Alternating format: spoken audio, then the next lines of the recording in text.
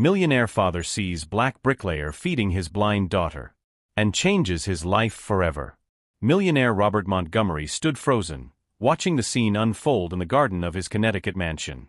A black bricklayer, his hands calloused and his clothes worn from work, was gently feeding his daughter Charlotte, the same daughter he could barely look in the eye since the accident that left her blind 2 years ago. "There, little Lottie, just one more spoonful," Marcus Johnson said with a kindness that made Robert feel as if a knife were twisting in his chest. Charlotte laughed, a sound Robert had almost forgotten. At 8 years old, she hadn't smiled like that in her father's presence in a long time. The girl raised her hand, finding Marcus's face with surprising accuracy. "Tell me more about the colors in the garden, Marcus," she asked. "I want to see through your eyes." Robert recoiled into the shadows of the terrace, feeling a toxic mixture of shame and anger growing inside him. How could this man, who had known Charlotte for only 2 weeks, connect with her in a way that he, her own father, could no longer? Montgomery Construction was one of the largest companies in the country, specializing in luxury buildings that transformed the urban landscape. But Robert Montgomery couldn't build a bridge to his own daughter's heart. The accident had happened on an ordinary afternoon. A drunk driver, a blind curve, and Charlotte's life was changed forever. Robert had been behind the wheel. Physically, he had walked away unscathed. Emotionally, he was a wreck, drowning in work and guilt. Since then, Charlotte had been living under the care of well-paid nannies and nurses, while Robert hid away in the upper floors of his mansion or in his office in the city. The arrival of the garden renovation team, led by Marcus Johnson, should not have altered this dysfunctional dynamic. However, something was changing, and Robert didn't know how to deal with it. "Mr. Montgomery?" The voice of his housekeeper, Mrs. Peterson, interrupted his dark thoughts. "You have an important call from China. About the Shanghai project." Robert nodded mechanically, casting one last glance at the garden before heading to his office. As he walked down the hallway, he paused in front of the framed photograph of his late wife, Eleanor. "You would have known what to do," he murmured. "You always knew." At that afternoon's meeting with investors, Robert was distant, his mind returning repeatedly to the scene in the garden. When he returned home, he found Mrs. Peterson waiting with a worried expression. "Sir," Charlotte's piano teacher called. She missed her 3rd lesson in a row. "What do you mean? Didn't the nurse take her?" "Charlotte refused to go, sir. She said—" The housekeeper hesitated. "She said she hates the piano now that she can't see the keys." Robert felt the weight of guilt grow even heavier. Eleanor had been a pianist, and Charlotte had always loved her lessons. That night, unable to sleep, Robert went down to the kitchen to get a glass of water. He was surprised to hear voices coming from the garden. Approaching the back door quietly, he saw Marcus sitting by the fountain with Charlotte, well after working hours. "My father doesn't love me anymore since I went blind," the girl said with a certainty that tore Robert's heart apart. "He can't even be in the same room with me." "Don't say that, little one," Marcus's voice was firm but gentle. "Sometimes adults don't know how to deal with pain, especially the pain of the people they love most." "Have you lost someone you loved?" Charlotte asked. A long silence followed before Marcus answered. "Yes. My daughter, Zoe. She was almost your age." Robert froze. Something in Marcus's voice, a deep familiar pain, kept him rooted to the shadows. "What happened to her?" Charlotte asked. "She was sick. Leukemia. We fought for 3 years, but—" Marcus took a deep breath. "What I learned, Charlotte, is that the time we have with the people we love is too precious to waste on fear." Robert recoiled, silent as a shadow, his whole world crumbling as he realized the true nature of his behavior. It wasn't protection, it was cowardice. And as he climbed the stairs back to his empty room, one question haunted him. What kind of man abandoned his own daughter in her hour of greatest need, while a stranger, who carried his own devastating pain, found the strength to offer her comfort? What Robert didn't know was that Marcus Johnson wasn't just a simple bricklayer with a kind heart. There was much more to his story than anyone in that mansion could have imagined, and the truths that would emerge in the coming weeks would forever change the fate of everyone involved. If this story of guilt, redemption, and unlikely connections touched your heart, be sure to subscribe to the channel to find out how the meeting between these two men, broken by life but united by their love for the same child, will trigger a series of revelations that no one could have predicted. In the days that followed, Robert intensified his investigation into Marcus. He discreetly hired a specialized company, something routine in his business. "I want everything about him, especially about this daughter he mentioned," he ordered the investigator over the phone, without taking his eyes off the monitor displaying the garden cameras. Through them, he watched Marcus and Charlotte. The bricklayer showed impressive patience, transforming the garden into a sensory space for the girl, teaching her to identify plants by touch and scent, describing colors with analogies she could understand. "This red is like the warmth of the sun on your face on a summer afternoon," Robert heard him explain as Charlotte touched a rose. The accuracy of that description haunted him. The report arrived in 3 days. Robert opened the envelope with trembling fingers. Marcus Johnson, 42 years old. Graduated with honors in civil engineering. Married to Amelia Johnson, deceased, cancer. Father of Zoe Johnson, deceased, leukemia at age 7. After consecutive losses, he abandoned his promising career. A close source says he needed to do something with his hands to keep from going crazy. He started as a gardening assistant, eventually moving into construction. Robert walked away in a daze. Marcus wasn't just a bricklayer, he was an engineer who could have been managing entire projects. How could he smile after losing everything? That night, for the first time since the accident, Robert entered Charlotte's room while she was asleep. Hesitantly, he touched her hair, the first real contact in almost 2 years. The next morning, he did something surprising. He canceled 3 important meetings and prepared a picnic. Charlotte came down for breakfast and found her father waiting. "I thought we could spend the day together. In the garden, perhaps." The shock on the girl's face was followed by a radiant smile. "Really, Dad? Aren't you too busy?" That innocent question destroyed him inside. The day was awkward at first. They sat near where Marcus was working. When the bricklayer appeared, he made a move to walk away. "Marcus." Charlotte called, recognizing his footsteps. "My dad is with me today. Come meet him." The 2 men exchanged a look laden with unspoken meanings. In the weeks that followed, a new routine established itself. Robert watched, trying to understand how someone who had lost so much could give so much. One particularly pleasant afternoon, he approached Marcus. "How do you do it?" he asked, the vulnerability exposed in his voice. "After everything, how can you be so present for my daughter when I, her own father, can barely look at her without choking on my guilt?" Marcus paused his work. "When Zoe was dying, she made me promise something. Daddy, promise you'll keep seeing the colors." I didn't understand it at the time. He looked at Charlotte, sitting near the fountain. "Your daughter is alive, Mr. Montgomery. She needs you to see her colors, not just your blindness." Those words hit Robert like a bolt of lightning. For 2 years, he had seen only the disability, not the vibrant child. The next day, something unexpected happened. In his office, Robert received an anonymous envelope. Inside was a medical file and a note: "You need to know the truth about the doctor who treated your daughter." The file contained serious allegations against Dr. Bennett, the neurologist who had declared Charlotte permanently blind.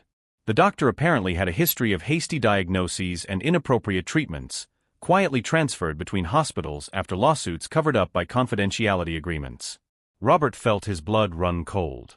What if Charlotte's blindness wasn't irreversible? What if there was a chance that Dr. Bennett had ignored? One name in the file caught her attention: similar cases, Zoe Johnson, misdiagnosed with terminal leukemia. The envelope slipped from her hands. Connections began to form in her mind, a disturbing web linking Charlotte's accident, Zoe's death, and Marcus's presence in her life. Suddenly, the chance that had brought Marcus to his garden seemed like something far from coincidence. Could it be possible that this man, who had lost his daughter to the same doctor, was there for revenge? That night, as he drove home, Robert was torn between hope and fear. What did Marcus really want? Why get so close to Charlotte? And why send that file anonymously? The answers were closer than he realized, and they would reveal a dark conspiracy that would challenge everything he believed about loyalty, justice, and the true nature of revenge. The waning moon dimly lit Robert's office as he typed furiously, immersed in an investigation that had consumed his last 72 hours. Pages and pages of medical records, financial reports, and time-worn photographs covered the mahogany desk. In the center was the photo of Marcus with a little girl, his late daughter Zoe. The same anomalies in the tests, the same neurologist, The same failed experimental treatment, Robert muttered, connecting the dots that formed a disturbing pattern. In the morning, Robert called an urgent meeting with his most trusted lawyers. I want everything on Dr. Bennett. I want to know about every penny that has come in and out of his accounts for the last 10 years. I want to know who is protecting him. As the lawyers left, Robert remained gazing out at the garden, where Charlotte was practicing identifying flowers by touch, guided by Marcus's quiet voice. Their closeness no longer bothered him, now it terrified him. Sir, Marcus is on line 2. He says he needs to speak with you urgently, his secretary announced. Marcus's voice sounded tense. Mr. Montgomery, I need to cancel tomorrow's work. I have an important doctor's appointment for Charlotte. Charlotte? Why would you be taking my daughter to the doctor? Robert felt a chill run down his spine. A heavy silence filled the line. I think we need to talk in person. Tonight, after Charlotte goes to bed.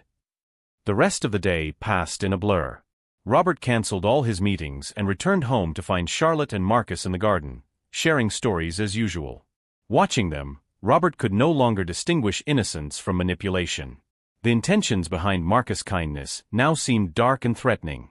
When Charlotte finally fell asleep, Marcus was waiting in the office. Without preamble, he placed a folder on the table. I believe you've already received similar information, the bricklayer began, his face a mask of contained emotion. I was the one who sent the first envelope. I needed to know if you were alert enough to realize what's going on. And what exactly is happening, Mr. Johnson? Robert's voice was icy. Marcus opened the folder. Dr. Bennett isn't just incompetent, he's a criminal. He's conducting unauthorized experiments, misdiagnosing patients to include them in his protocols. My Zoe didn't have leukemia. She had a treatable condition that was deliberately misdiagnosed. And Charlotte. Your daughter is not permanently blind. Her condition can be reversed with proper treatment. Marcus took a deep breath. Mr. Montgomery, your daughter and mine were victims of the same man. The revelation hit Robert like a bolt of lightning. Why didn't you go to the police? I tried. Marcus' bitter laughter echoed through the room. Dr. Bennett is protected by powerful people. I have proof, but I need someone with enough resources to expose him. So you got close to my daughter to manipulate me, Robert accused, his anger rising. No. Marcus's eyes flashed with intensity. I sought employment here because I knew his daughter had been a patient of his. But I approached Charlotte because, his voice faltered, because she reminds me of my Zoe. And because no child should ever have to go through what our daughters did. Robert stared at the man before him, torn between distrust and hope. I'm not asking you to trust me, Marcus continued. I'm asking you to trust the evidence. He slid another folder across the table. I got in touch with Dr. Elisa Winters, an expert in ocular neurology. She reviewed Charlotte's tests and confirmed it. There is a treatment. But we need to protect her from Dr. Bennett. He can't know we're investigating him. Why not?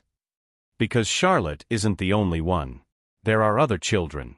And I believe Bennett is about to begin a new phase of his experiments. Marcus hesitated. A few years ago, I tried to confront him directly. A week later, Zoe had an unexpected complication. 2 days later, she was dead. The air seemed to freeze between the two men. The suspicion Marcus had just revealed was so monstrous it defied comprehension. A respected doctor deliberately harming patients to advance his research. I need you to take Charlotte to see Dr. Winters tomorrow, Marcus said. She's agreed to meet us discreetly. If we can confirm that Charlotte can regain her sight. We'll do more than that, Robert interrupted, a fierce determination lighting his eyes. If what you're saying is true, we'll destroy Bennett and everyone who protects him. The plan began to take shape as the night wore on. Robert would mobilize his resources, media contacts, private investigators, elite lawyers. Marcus would contribute his knowledge, meticulously gathered during years of solitary research, including the names of other affected families. The next day, under the guise of a family outing, Robert took Charlotte to Dr. Winters' discreet clinic. The examination was exhaustive, but it confirmed the unthinkable: Charlotte's blindness was reversible. The original diagnosis had been, at best, grossly incompetent. At worst, deliberately falsified. As they left the clinic, Robert held his daughter's hand with new determination. What had begun as suspicion had turned into a shared mission. Two fathers, a white billionaire and a black bricklayer, both shattered by the same evil force, were now united by a common goal: justice for their daughters and protection for the children who could still fall victim. What Dr. Bennett could not have imagined was that, while he was quietly going about his luxurious medical routine, a merciless storm was brewing on the horizon, a storm that would leave no stone unturned in his carefully constructed empire of lies. The courtroom was deathly silent as Dr. Bennett was led out in handcuffs. His empire of lies had collapsed in a matter of hours, exposed by the unlikely alliance between Robert Montgomery and Marcus Johnson. "This is just the beginning," announced the prosecutor. "Investigations have already identified more than 40 children affected by Dr. Bennett's fraudulent diagnoses." As they left the courthouse, reporters surrounded Robert and Marcus. Charlotte, holding both of their hands tightly, wore a serene smile. His eyes, once empty, now followed the movements around him with increasing precision. "Mr. Montgomery, how did you discover the fraud?" asked a reporter. "The truth finds unexpected paths," Robert replied, exchanging a meaningful glance with Marcus. "Sometimes we have to lose everything to see what really matters." 3 months later, in a discreet ceremony, the Zoe Foundation opened its doors. The treatment center, built in record time with Robert's resources, was already treating 15 children misdiagnosed by Bennett. "We didn't just want justice," Marcus explained during the inauguration. "We wanted to turn that pain into something that could save other families." Dr. Winters, now the Foundation's medical director, had adapted Bennett's experimental protocol. Ironically, his research could have saved countless lives, including Zoe's, if it weren't for greed. Charlotte, whose vision was improving weekly, became the face of the Foundation. Her story inspired families to seek second medical opinions and question seemingly definitive diagnoses. Meanwhile, Bennett's financial empire crumbled. Hospitals associated with him faced million-dollar lawsuits. Colleagues who had covered up his practices were indicted. The system that had protected his negligence for so many years was now turning against him. Robert, transformed by the experience, completely reorganized his priorities. Montgomery Construction, once focused exclusively on profit, now allocated 30% of its projects to children's hospitals and medical research centers. "Charlotte taught me that our eyes can be open, but we still don't see what matters," he confessed in a rare interview. On a particularly meaningful afternoon, while Charlotte played with other children in the Foundation's garden, Robert found Marcus watching the scene with tears in his eyes. "Zoe would be 11 today," the former bricklayer remarked. Robert nodded silently. After a moment, he asked, "Do you think we did her justice?" Marcus watched the children playing. "Justice is different from revenge. Revenge would have been to destroy Bennett and stop there. Justice is ensuring that his evil is not repeated." "You know what haunts me the most," Robert continued. "If it weren't for you, I would never have discovered the truth. I would have spent the rest of my life away from my own daughter, believing that her condition was irreversible."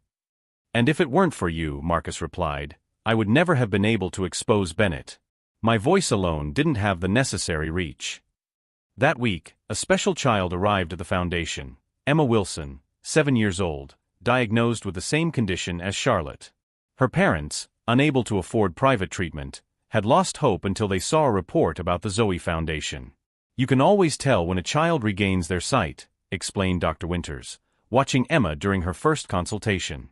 "There's a moment when their eyes begin to follow the world, and then suddenly they light up with recognition." A year after Bennett's trial, the garden of the Zoe Foundation witnessed a special celebration. Charlotte, now nearly fully sighted, blew out the candles on her birthday cake. At her side, Emma and other recovered children applauded. Robert, watching the scene, realized that his own blindness had been cured as much as Charlotte's. Before Marcus came into his life, he had merely existed, accumulating wealth, losing human connections, hiding behind walls of privilege.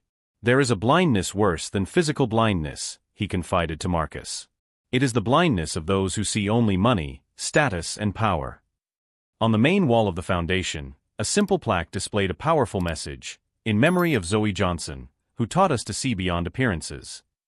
And so, from a shared tragedy, an unlikely partnership was born that transformed lives and redefined the meaning of family, proving that the strongest bonds are not necessarily those of blood, but those forged by compassion, shared purpose, and the understanding that our differences are insignificant in the face of the values that unite us.